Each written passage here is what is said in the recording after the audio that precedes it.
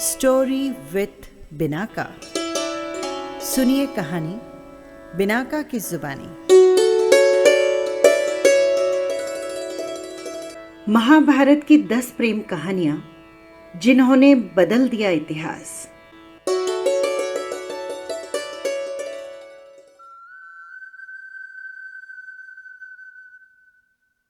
महाभारत में रिश्तों को लेकर बहुत पेच है। एक तरफ बहुपत्नी है तो दूसरी तरफ बहुपति। कहीं किसी का हरण हो रहा है तो कहीं पर किसी के साथ जबरदस्ती विवाह हो रहा है। लेकिन इन सभी के बीच प्रेम के फूल भी खिले हैं। महाभारत में यूं तो कई प्रेम कहानियां हैं, लेकिन हम आपके लिए लेकर आए हैं मात्र 10 ऐसी प्रेम कहानियां जिनको लेकर युद्ध तक की नौबत आ गई और बदल गया इतिहास। पहली प्रेम कहानी सत्यवती और ऋषि पाराशर की। सत्यवती धीवर नाम के एक मछुआरे की पुत्री थी और वो लोगों को अपनी नाव से यमुना पार करवाती थी। एक दिन वो ऋषि पाराशर को अपनी नाव में कहीं लेकर जा रही थी। ऋषि पाराशर उससे आकर्षित हुए और उन्होंने उससे प्यार करने की इच्छा जताई। सत्यवती ने ऋषि के सामने 3 शर्तें रखी। पहली, उन्हें ऐसा करते हुए कोई देख नहीं पाए। पाराशर ऋषि ने एक कृत्रिम आवरण बना दिया जिससे उन्हें प्रेम करते हुए कोई देख ना सके। दूसरी, उसकी कौमार्यता प्रभावित नहीं होनी चाहिए। तो ऋषि ने उसे आश्वासन दिया कि बच्चे के जन्म के बाद उसकी कौमार्यता पहले जैसी हो जाएगी। अब तीसरी शर्त थी कि वो चाहती थी कि उसकी मछली जैसी बदबू एक शानदार खुशबू में बदल जाए। ऋषि ने उसके चारों ओर एक सुगंध का वातावरण पैदा कर दिया। सत्यवती और पाराशर ऋषि के प्रेम के कारण ही महान महर्षि वेदव्यास का जन्म हुआ।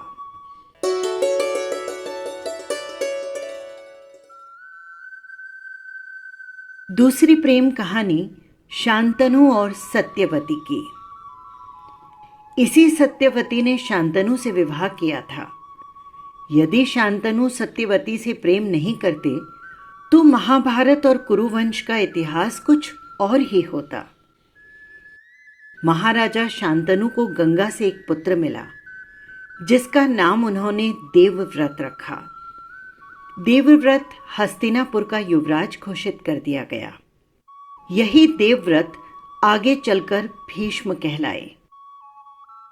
एक दिन शांतनु यमुना नदी के तट पर घूम रहे थे कि उन्हें नदी में नाव चलाते हुए एक सुंदर कन्या नजर आई। शांतनु उस कन्या पर मुग्ध हो गए। उन्होंने कन्या से उसका नाम पूछा तो उसने कहा, महाराज, मेरा नाम सत्यवती है और मैं निषाद कन्या हूं। शांतनु सत्यवती से प्रेम करने लगे। सत्यवती भी राजा से प्रेम करने लगी।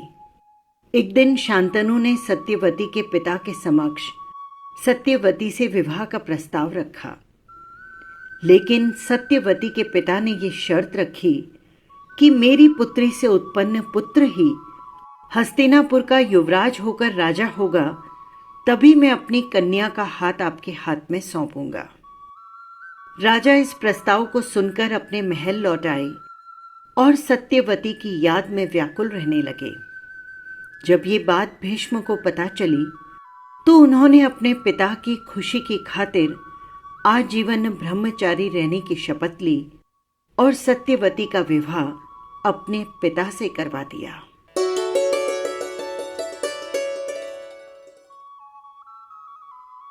तीसरी कहानी कृष्ण और रुक्मिणी के प्रेम की। श्री कृष्ण ने वैसे तो कई महिलाओं से प्रेम किया। राधा कृष्ण की प्रेम कथा तो आप सभी जानते हैं, लेकिन कृष्ण और रुक्मिणी की नहीं।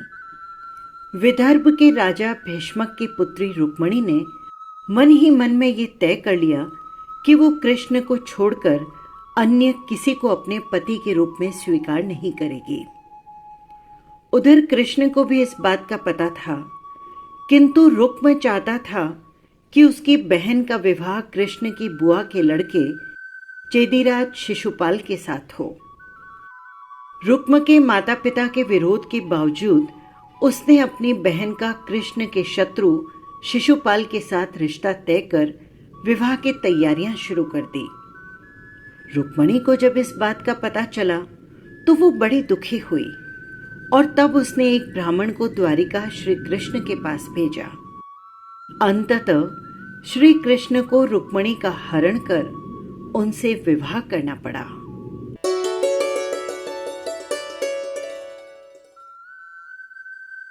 चौथी प्रेम कहानी अर्जुन और सुभद्रा की। सुभद्रा श्री कृष्ण की बहन थी। बलराम चाहते थे कि सुभद्रा का विवाह कौरव कुल में हो। बलराम के हट के चलते ही श्री कृष्ण ने सुभद्रा का अर्जुन के हाथों हरण करवा दिया।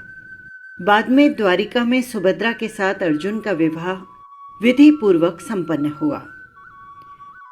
विवाह के बाद वे 1 वर्ष तक द्वारिका में रहे और शेष समय पुष्कर क्षेत्र में व्यतीत किया। 12 वर्ष पूरे होने पर वे सुभद्रा के साथ इंद्रप्रस्थ लौट आए। इंद्रप्रस्थ में जब सुभद्रा द्रौपदी से मिली तो उन्होंने तुरंत अर्जुन से अपनी शादी के बारे में नहीं बताया, लेकिन जब वे खुल मिल गई तो सुभद्रा की सच्चाई बता दी और द्रौपदी ने उसे स्वीकार कर लिया। इसी तरह अर्जुन ने मणिपुर की राजकुमारी चित्रांगदा से भी प्रेम विवाह किया था। अर्जुन ने जब राजा चित्रवाहन के राज्य मणिपुर में भ्रमण किया तो उसने कावेरी के तट पर चित्रांगदा को देखा।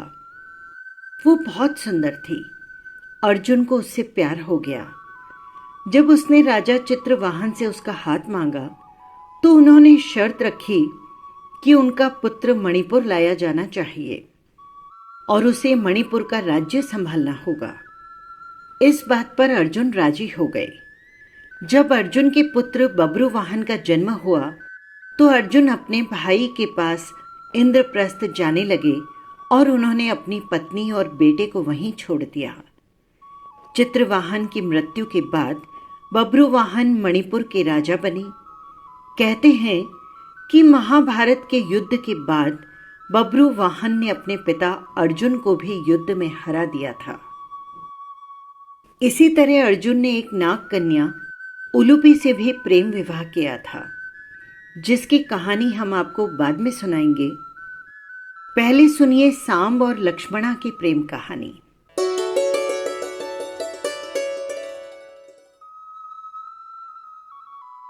भगवान कृष्ण की 8 पत्नियों में से एक थी जाम्बवती। जाम्बवती और कृष्ण के पुत्र का नाम था सांब। महाभारत के अनुसार सांब का दिल दुर्योधन और भानुमति की पुत्री लक्ष्मणा पर आ गया था और वे दोनों प्रेम करने लगे। दुर्योधन के पुत्र का नाम लक्ष्मण था और पुत्री का नाम था लक्ष्मणा। दुर्योधन अपनी पुत्री का विवाह श्री कृष्ण के पुत्र से नहीं करना चाहता था। इसीलिए एक दिन सांब ने लक्ष्मणा से प्रेम विवाह कर लिया और लक्ष्मणा को अपने रथ में बिठाकर द्वारिका ले जाने लगा। जब ये बात कौरवों को पता चली तो कौरव अपनी पूरी सेना लेकर सांब से युद्ध करने आ पहुंचे। कौरवों ने सांब को बंदी बना लिया। इसके बाद जब श्री कृष्ण और बलराम को पता चला तो बलराम हस्तिनापुर पहुंच गए। बलराम ने कौरवों से निवेदन पूर्वक कहा कि सांब को मुक्त कर उसे लक्ष्मणा के साथ विदा कर दे, लेकिन कौरवों ने बलराम की बात नहीं मानी। ऐसे में बलराम का क्रोध जागृत हो गया। तब बलराम ने अपना रौद्र रूप प्रकट किया। वे अपने हल से ही हस्तिनापुर की संपूर्ण धरती को खींचकर गंगा में डुबोने चल पड़े। ये देखकर कौरव भयभीत हो गए। संपूर्ण हस्तिनापुर में हाहाकार मच गया। सभी ने बलराम से माफी मांगी और तब सांब को लक्ष्मणा के साथ विदा कर दिया गया। बाद में द्वारिका में सांब और लक्ष्मणा का वैदिक रीति के साथ विवाह संपन्न हुआ।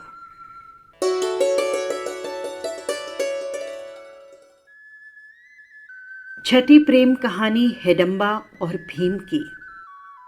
पांचों पांडव जब लाक्षागृह से बचने के बाद एक जंगल में सो रहे थे, तब भीम पहरा दे रहे थे।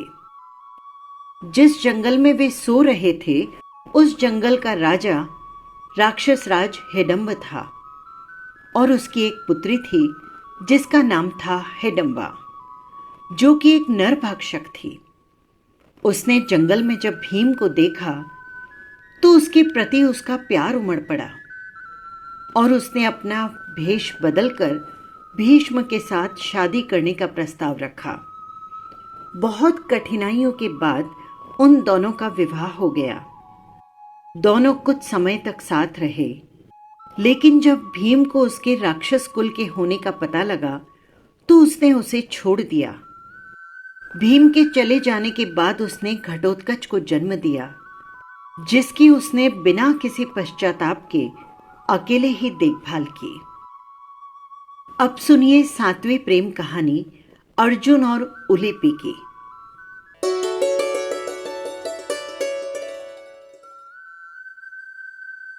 अर्जुन की चौथी पत्नी का नाम था उलूपी।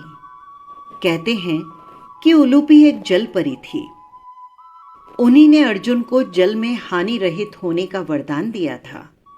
इसके अलावा उसी ने चित्रांगना और अर्जुन के पुत्र बब्रुवाहन को युद्ध की शिक्षा भी दी थी।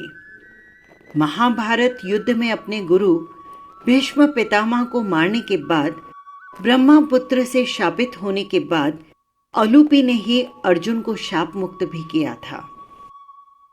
दरअसल एक बार अर्जुन ने युधिष्ठिर और द्रौपदी को एकांत में देखकर वैवाहिक नियम का भंग कर दिया था, जिसके चलते उन्होंने स्वेच्छापूर्वक 1 वर्ष के लिए तीर्थ भ्रमण स्वीकार कर इंद्रप्रस्थ को छोड़ दिया। एक दिन वे हरिद्वार में स्नान कर रहे थे कि तभी नागराज कौरव्य की पुत्री नागकन्या उलूपी ने उन्हें देखा और वो उन पर मोहित हो गई। ऐसे में वो उन्हें खींचकर नागलोक में ले गई और उसके अनुरोध करने पर अर्जुन को उससे विवाह करना पड़ा। अर्जुन ने नागराज के घर में ही वो रात्रि व्यतीत की। फिर सूर्योदय होने पर उलूपी के साथ अर्जुन नागलोक से ऊपर को उठे और फिर हरिद्वार में गंगा के तट पर आ पहुंचे।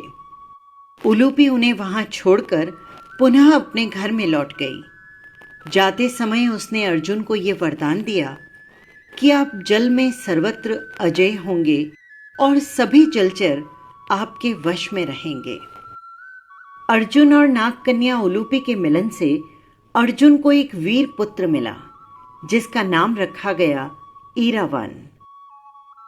भीष्म पर्व के 90वें अध्याय में संजय धृतराष्ट्र को ईरावन का परिचय देते हुए बताते हैं कि ईरावन नागराज कौरव्य की पुत्री उलूपी के गर्भ से अर्जुन के द्वारा उत्पन्न किया गया था।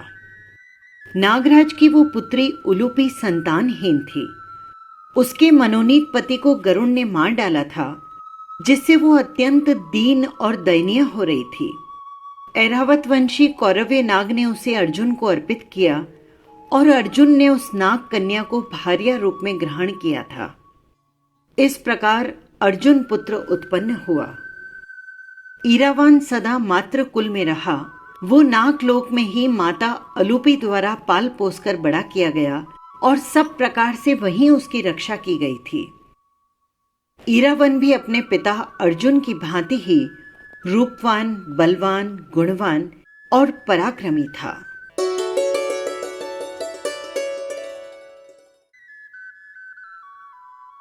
आठवीं कथा कर्ण और द्रौपदी के प्रेम की। हालांकि ये कथा मान्यता पर आधारित है। कहते हैं कि द्रौपदी को महारथी कर्ण से प्रेम था और कर्ण को भी द्रौपदी पसंद थी। स्वयंवर में कर्ण भी गए थे। राजा द्रुपद का भीष्म से विरोध था और कर्ण भीष्म के पक्ष में थे।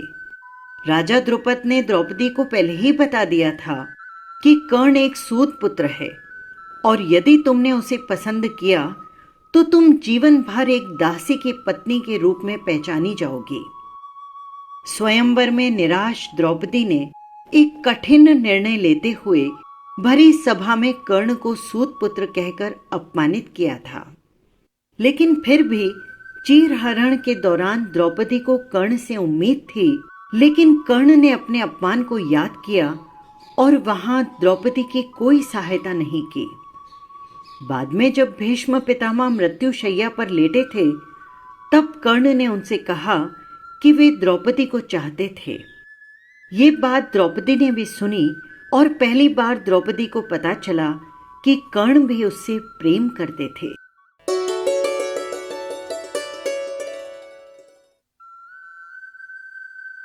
नववीं कहानी राधा और कृष्ण के प्रेम की। राधा और कृष्ण का प्रेम विवादित रहा है। राधा का जिक्र पद्म पुराण और ब्रह्म वैवर्त पुराण में मिलता है। पद्म पुराण के अनुसार राधा वृषभानु नामक गोप की पुत्री थी। वृषभानु वैश्य थे, लेकिन ब्रह्म वैवर्त पुराण के अनुसार राधा कृष्ण की मित्र थी और उनका विवाह रापाण रायण अथवा अयन घोष नामक व्यक्ति के साथ हुआ। बरसाना राधा के पिता वृषभानु का निवास स्थान था। बरसाने से मात्र 4 मील पर नंदगांव है, जहां श्री कृष्ण के पिता नंद जी का घर था। होली के दिन यहां इतनी धूम होती थी कि दोनों गांव एक हो जाते थे। बरसाने से नंदगांव टोली आती और नंदगांव से भी टोली जाती। कुछ विद्वानों का मानना है कि राधा जी का जन्म यमुना के निकट स्थित रावल ग्राम में हुआ था और बाद में उनके पिता बरसाने में बस गए थे। लेकिन अधिकतर लोग मानते हैं कि उनका जन्म बरसाना में हुआ। राधा रानी का विश्व प्रसिद्ध मंदिर बरसाना ग्राम की पहाड़ी पर स्थित है। बरसाना में राधा को लाडली कहा जाता है। बरसाना गांव के पास 2 पहाड़ियां मिलती है। उनकी घाटी बहुत ही कम चौड़ी है। मान्यता है कि गोपियां इसी मार्ग से दही और मक्खन बेचने जाया करती थी और यहीं पर कभी कभी कृष्ण उनकी मक्खन वाली मटकी छीन लिया करते थे। कहते हैं कि राधा की कृष्ण से पहली मुलाकात नंदगांव और बरसाने के बीच हुई थी। एक दूसरे को देखने के बाद दोनों में सहज ही एक दूसरे के प्रति आकर्षण बढ़ गया। माना जाता है कि यहीं से राधा कृष्ण के प्रेम की शुरुआत हुई। इस स्थान पर आज भी एक मंदिर है जिसे संकेत स्थान कहा जाता है। वृंदावन मथुरा से 14 किलोमीटर दूर है। विष्णु पुराण में वृंदावन में श्री कृष्ण की लीलाओं का वर्णन भी मिलता है। यहाँ श्री कृष्ण ने कालिया का दमन किया था। मान्यता है कि यहीं पर श्री कृष्ण और राधा एक घाट पर युगल स्नान किया करते थे। यहीं पर श्री कृष्ण और गोपियां आंख मिचौली का खेल भी खेलते थे। यहीं पर श्री कृष्ण और उनके सखा और सखियां भी मिलकर रासलीला अर्थात तीज त्योहारों पर नृत्य उत्सव का आयोजन करते थे। कृष्ण की शरारतों के कारण उन्हें बांके बिहारी कहा जाता है। कृष्ण ने जो नंदगांव और वृंदावन में एक छोटा सा समय गुजारा था, उसको लेकर भक्ति काल के कवियों ने कई कविताएं लिखी है। ब्रह्म वैवर्त पुराण प्रकृति खंड अध्याय 48 के अनुसार राधा कृष्ण की पत्नी थी, जिनका विवाह ब्रह्मा ने करवाया था। इसी पुराण के प्रकृति खंड अध्याय 49 श्लोक 35, 36, 37, 40 और 47 के अनुसार राधा कृष्ण की मामी थी, क्योंकि उनका विवाह कृष्ण की माता यशोदा के भाई रायण के साथ हुआ था। हालांकि ऐसे कई श्लोक हैं जिससे ये स्पष्ट नहीं होता कि आखिर राधा कृष्ण की प्रेम कथा कितनी सच थी।